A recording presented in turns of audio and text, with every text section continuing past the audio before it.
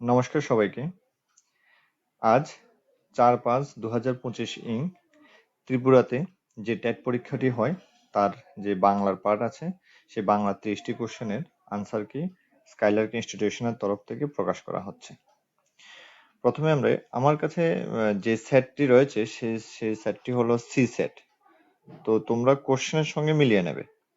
আমার কোশ্চেনটি হচ্ছে সি সেটের, তো তোমরা কোশ্চেনের সঙ্গে পরে এগুলি মিলিয়ে নেবে। মরু কথার অর্থ হচ্ছে প্রান্তর, ঠিক আছে? মরু কথার অর্থ প্রান্তর হবে। সাগর উর্মি, উর্মি কথার অর্থ হচ্ছে ঢেউ, সাগর উর্মি কথার অর্থ হচ্ছে সাগরের ঢেউ। অপশন হবে বি নাম্বারটি।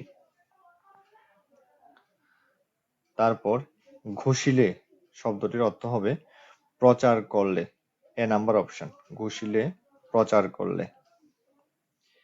এরপর আছে মৃত্তিকা। মৃত্তিকা শব্দটি একটি তৎসম শব্দ, এটি কোনো পরিবর্তন ছাড়াই বাংলা ভাষায় এসেছে।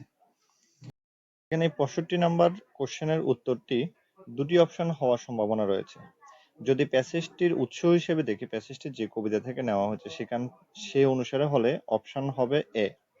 আর যদি প্যাসেজ অনুসারে, মানে অ্যাকচুয়ালি প্রশ্নে শুধুমাত্র প্যাসেজটি দেওয়া হয়েছে, সেজন্য প্যাসেজ যদি অনুসারে হয় তাহলে অপশন হবে ডি। কারণ প্যাসেজের মধ্যে যেটা বলা হয়েছে সেটা অ্যাকচুয়ালি বীর সন্তানকে উল্লেখ করা হয়েছে, ঠিক আছে? তো এই হিসেবে বীর সন্তানটি সঠিক উত্তর হওয়ার কথা। তো দেখা যাক টিআরবিটি কোনটা দেয়, এও হতে পারে ডিও হতে পারে। তারপর স্নেহলতা। স্নেহলতা স্বর্ণকুমারী দেবীর লেখা। সন্ধিতে ধ্বনির মিলন হয়, সেজন্য উপরের কোনোটি নয় হবে। কে একবার ব্যবহার করলে এক বচন হয়, কিন্তু দুইবার যখন ব্যবহার করা হয় তখন কে যদি হয় বহু বচন হয়ে যায়, তাহলে এটা বি নাম্বার অপশনটি হবে। তারপর বর্গের দ্বিতীয় চতুর্থ বর্ণ, দ্বিতীয় চতুর্থ বর্ণকে মহাপ্রাণ বর্ণ বলে, তো এখানে অপশন নেই, উপরের কোনোটি নয় হবে, ডি নাম্বার অপশনটি হবে। বর্গের দ্বিতীয় চতুর্থ বর্ণ, এটা ডি নাম্বার অপশনটি হবে। সন্ধির নিয়ম অনুসারে চ পরে থাকলে পূর্বস্থানে ত থাকলে অথবা তর পরিবর্তে খণ্ডতও থাকে, এ স্থানে কি হবে? চ হবে। নেক্সট, তোমারই হউক জয় অর্থানুসারে বাক্যটি উপরে কোনোটি নয় হবে, এটা প্রার্থনা সূচক বাক্য। এরপর সরল বাক্যে একাধিক অসমাপিকা ক্রিয়াপদ থাকতে পারে। হ্যাঁ, এই কথাটা সঠিক, থাকতে পারে। অনাথ এর স্ত্রীরূপ হচ্ছে অনাথিনী, এটা সঠিক, বি নাম্বার অপশন। মৈত্র মহাশয় তীর্থ থেকে বাড়ি ফিরলেন, কোথায় ফিরলেন? অধিকরণ কারক।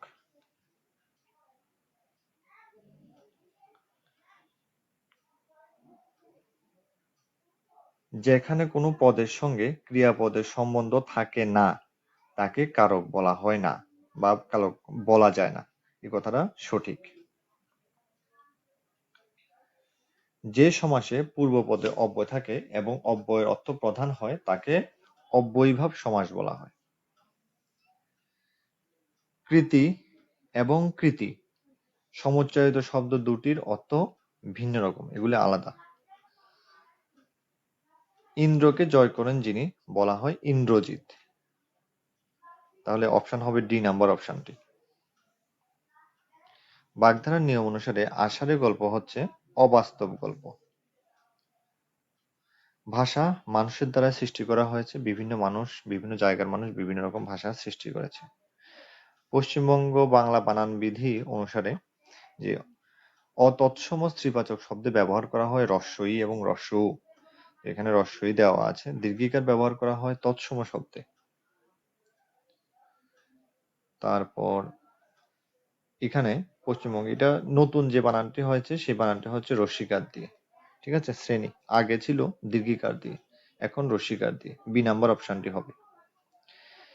মাতৃভাষা শিক্ষণের লক্ষ্য হলো, এখানে যে অপশনগুলো আছে অপশনগুলোর ভিত্তিতে সবচেয়ে কারেক্ট অপশনটি হচ্ছে অনায়াসে নিজের ভাষা ও সংস্কৃতিকে জানা, এটা হচ্ছে এই অপশনগুলোর নিরিখে সবচেয়ে কারেক্ট আনসার।